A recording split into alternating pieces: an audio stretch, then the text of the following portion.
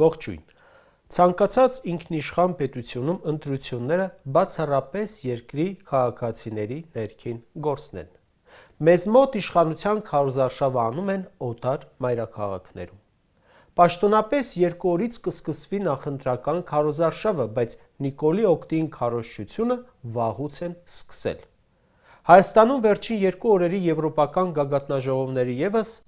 շատերը բնորոշում են որպես նախընտրական աջակցություն Փաշինյանին։ Ովքեր են Նիկոլին բացահայտ աջակցողները։ Նախ հավաքական արևմուտքը, Եվրամիություն, Միացյալ Նահանգները։ Վերջերս այդ երկրի փոխնախագահը Հայաստանում հայտարարեց, եթե իմ աջակցությունը որևէ նշանակություն ունի, ապա Փաշինյանը միանշանակ վայելում է այն։ Միացյալ Նահանգներում գուցե, բայց Հայաստանում հաստատ J.D. Vance-ի աջակցությունը որևէ նշանակություն չունի։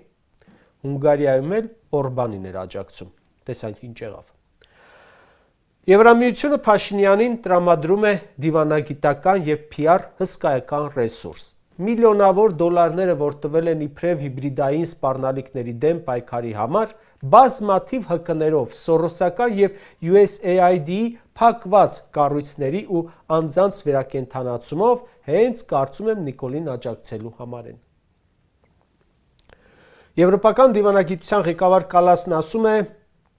Եվրամիությունը կաջակցի հայ ժողովրդին սեփական ճակատագիր ընտրելու հարցում, այդ թվում Եվրամիության նոր առաքելության միջոցով, որը ուղղված է արտաքին միջամտությանը հակազդելուն։ Խոսքը այդ հիբրիդային արագ արձագանքման խմբի մասին է։ Եվրամիությունը, այսինքն արտաքին ուժը, խումբ է ուղարկել Հայաստան մեկ այլ թվացյալ արտաքին միջամտության հակազդելու համար ու ասում է, մենք կուղղորդենք, թե ոնց ընտրեք։ Ձեռքի հետ նախընտրական խոստումներ են տալիս 26 միլիարդ եվրո։ Դա էլ ոնց որ Աջափնյակի մետրոն լինի, մի քանի տարի է խոստանում են։ Այդ 26 միլիարդ եվրոն ոչ թե անհատույց աջակցություն է, այլ վարկ։ Բայց միևնույն է 5 տարի խոստանում են ու չեն տալիս։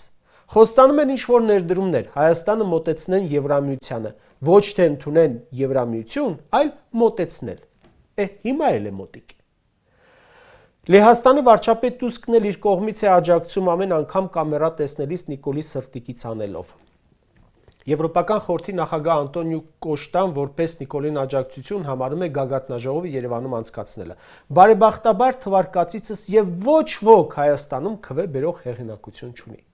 Նիկոլի բացահայտ աջակիցներն են Թուրքիան ու Ադրբեջանը։ Թուրքիայի արտգործնախարար Ֆիդանը սատարեց Ադրբեջանի գործող իշխանությունը եւ նախկին արտգործնախարար Մամեդյարովը այսպես կոչված քաղաքացիական հասարակությունը, որը որոշ հայկական ազգանուն ունեցողների հետ փոխայցեր են անում,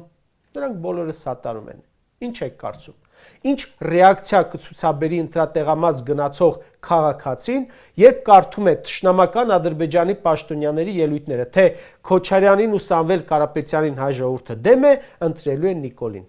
Իհարկե, Ադրբեջանն ամեն ինչի պատրաստ է, վստահ եմ Նիկոլին ընտրության համար հնարավորություն ունենա նախընտրական կաշառքել Հայաստանում կբաժանի։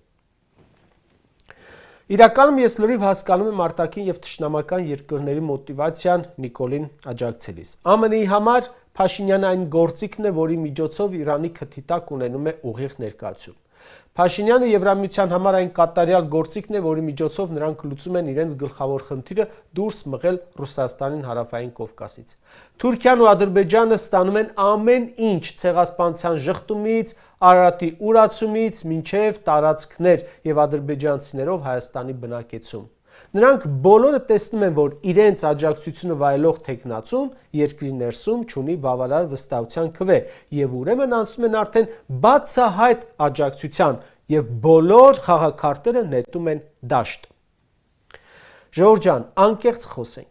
Ընտրություն կատարողների ճնշող մեծամասնությունը գցում բռնում է, չէ, որ իշխանությունը կարող է իր ակնկալիքները բավարարել, իր շահերը սպասարկել, թոշակ բարձրացնի, աշխատատեղ ստեղծի, միջավայր բարեփոխի եւ այլն։ Այո, կա նաեւ ավելի մեծ շահ՝ հայրենիք, պետություն, անվտանգություն, բայց բոլորը չէ, որ դրանով են առաջնորդվում։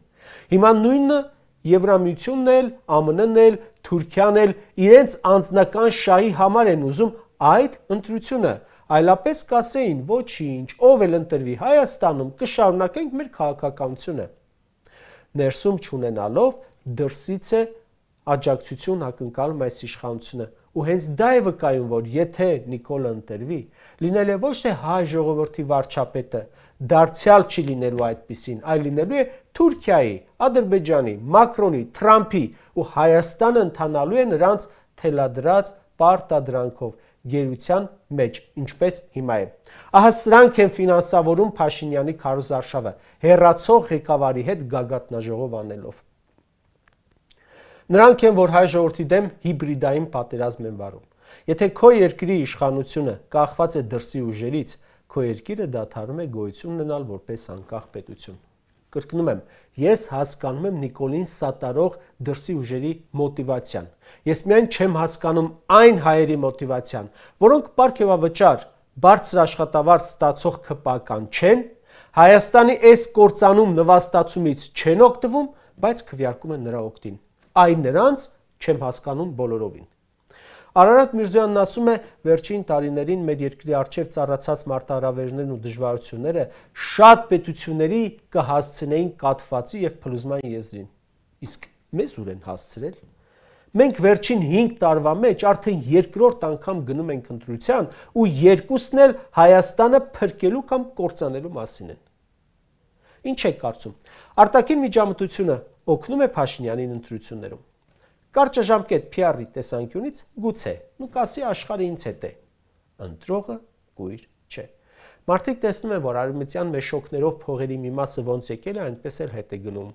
Իրեն դրանից քոր կոպեկ էլ չկա, իսկ եվրոհյուրերը մեզ ոչ սահմանային սպառնալիքներից են պաշտպանելու, ոչ տնտեսական ու սոցիալական աղետներից։ Ավելին, հենց իրենք ստեղծելու են այդ աղետը Հայաստանի հաշվին մեծ տրագիկոմեդիա Երևանում խաղալով։ Այս ընտրությունները, Ժորժ ջան, Նիկոլ Փաշինյանի եւ ընդդիմության միջև չեն։ Սա պայքար է այն բանի համար, թե արդյոք Հայաստանը կմնա հայ ժողովրդի պետությունը, թե վերջնականապես կվերածվի օտարների ձեռքում խաղալիքի,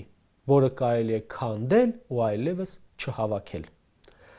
Շեշտենք, Նիկոլի պարտությունը Եվրամիության հետ թշնամանք չի նշանակում, այլ հարաբերություններ հավասարի դիրքերից, բարձր մակարդակից, սեղանի շուրջ, ոչ թե սեղանի վրա կամ կզած։ Կարճ ասած, Ժորժ ջան, եթե Հայաստանի թշնամիները եւ օտար պետությունները մեզ հա կոչ են անում, կաշառքներ են տալիս, սպառնում են, որ ընտրեք Նիկոլին,